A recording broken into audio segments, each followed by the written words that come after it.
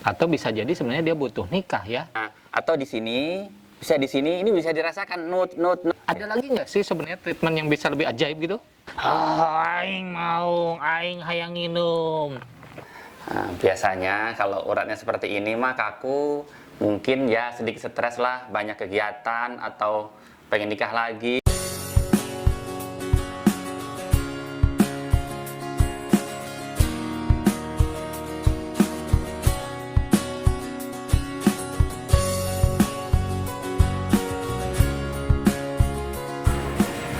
Assalamualaikum warahmatullahi wabarakatuh sobat. Saat ini saya sudah berada di rumah terapi Ustadz Bowo. Siapa sih Ustadz Bowo? Ini beliau. Ustadz Bowo adalah praktisi tibun nabawi dan pengobatan alternatif yang sudah memiliki pengalaman lebih dari 13 tahun. Dan awalnya beliau adalah seorang pasien loh. Penasaran kan? Yuk kita ke poin, kita gali lebih dalam. Ustadz, kalau boleh tahu, dulu itu Ustadz sakit apa sih sampai akhirnya Ustadz belajar gitu dunia pengobatan alternatif dan tibun nabawi ini? Baik Kang Haris, saya jelaskan ya. Saya dulu mantan penderita darah tinggi, vertigo dan ansietas. Ansietas ini penyakit gangguan alam bawah sadar ya, cemas berlebihan, tapi di luar normal ini ya, cemasnya di luar normal ya. Untuk yang belum pernah mengalami sangat sulit untuk dijelaskan.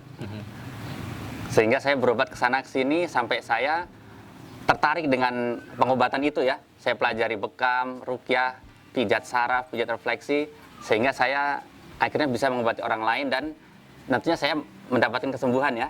Nah, seperti itu ya. Sobat, sudah dengarkan barusan?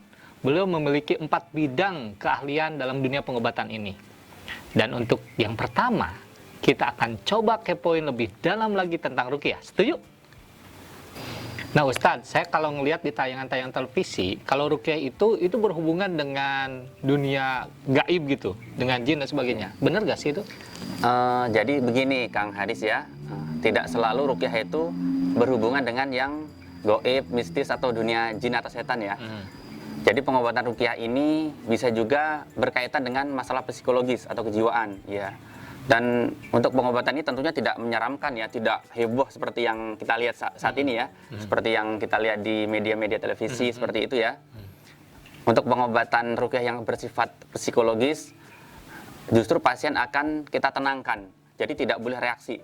Usahakan tenang, jangan reaksi, jangan muntah, jangan meraung-raung ya, seperti itu iya. Dan biasanya orang yang diruqyah seperti ini pengen lagi karena ada ketenangan hati, ada kenyamanan hati ya. Nah, kadang saya ngelihat yang kayak gini. Aing mau, aing hayang nginum. Nah, kalau yang kayak gitu gimana tuh Ustadz? Baik, saya jelaskan Kang Haris. Dari pengalaman saya, kebanyakan ya, 80% lebih lah yang mengalami gejala seperti itu masalah psikologis sebenarnya. Atau penyakit kejiwaan, tapi bukan gila ya, bukan ya. Dia mengalami tekanan batin atau tekanan jiwa yang sangat berat sehingga dia luapkan seperti itu. Untuk gangguan santet, teluh atau sihir biasanya malah tidak seperti itu. Biasanya kalau untuk pasien yang terkena penyakit sihir atau santet atau teluh seperti itu ya, reaksinya tidak terlalu berlebihan. Muntah seperti biasa muntah atau meraung-raung tapi tidak sehebat itu, tidak sedemikian lebay, itulah istilahnya Tidak seperti itu. dramatis tadi Nah, gitu ya. tidak seperti itu. Padahal ya. cuma pengen minum tadi. Ya, jadi kita harus mengetahui diagnosa yang lebih jelas ya. Karena banyak sekali penyakit psikologis itu seperti gangguan jin ya. Bahkan sampai ada orang yang mengatakan bahwa kesurupan itu tidak ada karena dia memang bidangnya di psikologis aja. Nah, seperti itu. Padahal kalau di Al-Qur'annya di surat Al-Baqarah ada ya. Nah Ustadz, apabila saya misalkan dalam keseharian saya menemukan teman gitu, tiba-tiba dia dalam tanda kutip ya, kesurupan. Itu tindakan apa yang harus saya lakukan? Baik, Kang Haris, saya jelaskan ya. Kita tidak perlu cemas ya, kita tidak perlu ini. Insya Allah mudah kok. Kita bisa, bagi yang udah biasa baca Al-Quran, bisa kita bacakan ayat-ayat yang sederhana lah. Misalnya baca Al-Ikhlas, Al-Falaq, An-Nas ya. Dan yang jelas, kita perlu hibur, kita berikan kenyamanan. Sebenarnya kebanyakan yang seperti itu masalah psikologis, Kang Haris. Jadi kita nggak harus seram, oh itu setan, oh itu jin, nggak seperti itu. kita tanya keluarganya, kemungkinan ini orang ini mengalami masalah apa, mengalami kendala hidup apa, seperti itu ya. Itu akan lebih menenangkan ya, nanti kita akan tahu sumbernya.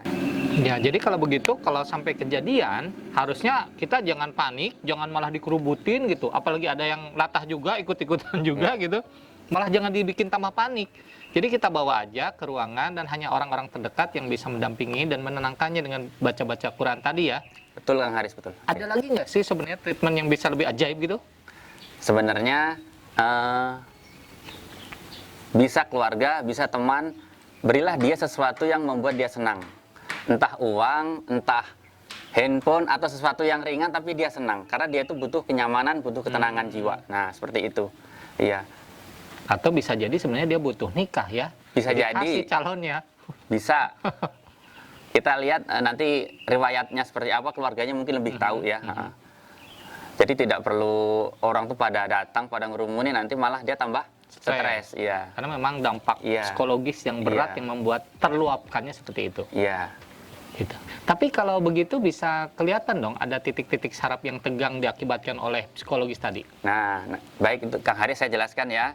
Nah, dengan pijat-pijat seperti ini, pijat urat besar namanya ya, nah, kita bisa tahu orang itu sebenarnya kena gangguan jin atau psikologis. Nah, saya contohkan ya, misalnya kita mau diagnosa ya, bisa kita pencet di, maaf ya, leher kanan kiri, ini urat besar, urat nadi. Nah, atau di sini, bisa di sini, ini bisa dirasakan nut. Nah, ini urat nadi. Nah, seperti ini. Kemudian di sini, ini tengah alis kanan kiri. Kemudian maaf ya, di paha bagian dalam kanan kiri. Maaf, di atas langkangan nih kalau dipencet kerasa nut. Nah, itu nadi. Nah, jadi setan itu di aliran darah, di pembuluh darah besar. Nah, atau kita bisa dengan teknik sederhana. Kita kitik-kitik atau kita beri bau yang tidak sedap. Nanti dia reaksinya seperti apa. Nanti akan ketahuan dia itu kena gangguan jin atau masalah psikologis. Nah, seperti itu Kang Haris. Nah Ustadz nih, kalau misalkan orang yang ngerasa sehat, tidak punya masalah, tidak punya apa-apa, perasaan apa-apa nih, Ya. tapi pengen diruqyah, boleh nggak sih? Boleh banget Kang Haris, sangat boleh sekali ya. Karena kita kan membacakan ayat Al-Quran ya. Mau orang sakit, orang sehat, pasti sangat boleh dan sangat bermanfaat ya. Kalau begitu, boleh dong saya diruqyah? Boleh Kang Haris, boleh sekali ya. Cuman alangkah baiknya kita ke dalam saja ya. Nyari tempat yang lebih nyaman, lebih kondusif lah. Oke, kalau begitu. Sobat, aduh, saya mau diruqyah dulu. Ayo. Ustadz, kok dipegang? Nah, begini Kang Haris ya, saya jelaskan ya. Jadi kalau kita baca hadis, di situ dijelaskan ya bahwa Rasulullah itu menganjurkan kita untuk menyentuh bagian tubuh yang sakit saat meruqyah ya. Kemudian dari sisi pijat saraf, jadi kita kalau memegang pasien seperti ini, jadi ada kenyamanan hati ya. Jadi mudah-mudahan nanti ruqyahnya akan lebih maksimal seperti itu. Iya. Baik Kang Haris, sebelum saya ruqyah ya, coba saya periksa dulu ya kondisinya ya. Ada jinnya nggak nih? Ada setannya nggak nih? Coba. Tapi ini mah insya Allah orang soleh ini mah, orang beragama, kayaknya nggak ada kok. Tuh. Aman ya, aman. Nah, biasanya kalau uratnya seperti ini mah kaku, mungkin ya sedikit stres lah, banyak kegiatan atau pengen nikah lagi atau gimana. Enggak Ustadz. Jadinya kepikiran, jadi pada kaku nih sarafnya nih. Kalau pengen nikah lagi enggak. Soalnya ini tayang nanti sih saya lihat. Oh gitu. Tapi kalau memang banyak kerjaan, saya banyak banget nih. Saya YouTuber, saya ngisi-ngisi training, coaching, saya juga usaha mie, propolis dan masih banyak lagi. Luar biasa ya. Iya. Kalau ketahuan saya pengen nikah lagi, ntar istri saya ngambek di rumah. Ayo Ustadz. Oke. Baik, saya mulai ya. Ya. Kang Harisnya dengerin aja, tawakal sama Allah ya. Nggak serem kok, nggak serem. Insya Allah nanti kepengen lagi diruqyah. Iya. A'udzu billahi minasyaitonir rajim. Bismillahirrahmanirrahim. Nun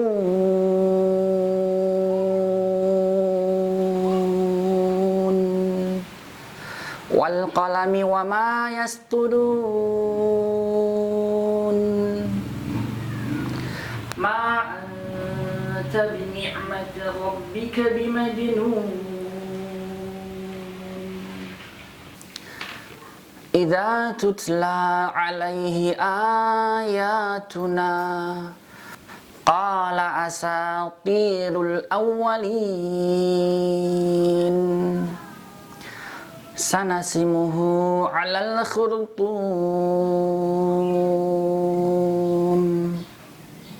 Udah cukup Kang Haris ya. Wow, alhamdulillah. Jadi terasa lebih nyaman gitu ya, lebih Nggak serem tenang. kan? Enggak. Iya. Enggak, saya lebih merasa tenang aja nih. Alhamdulillah. Alhamdulillah. Ya, jadi memang seperti itu ya, ruqyah itu membuat kita lebih tenang. Jadi nggak hanya untuk mengusir jin, untuk pengobatan sihir atau santet. Jadi untuk ketenangan hati dan untuk perantara hidayah, nah, seperti itu. Oke, kalau begitu, jadi sobat, jangan takut untuk diruqyah. Dan jangan juga berpikir aneh-aneh tentang ruqyah. Ini baru satu loh yang kita bahas, ruqyah, dan kita akan punya 3 bahasan lagi di berikutnya. Jadi tetap kepoin channel Haris Spirit.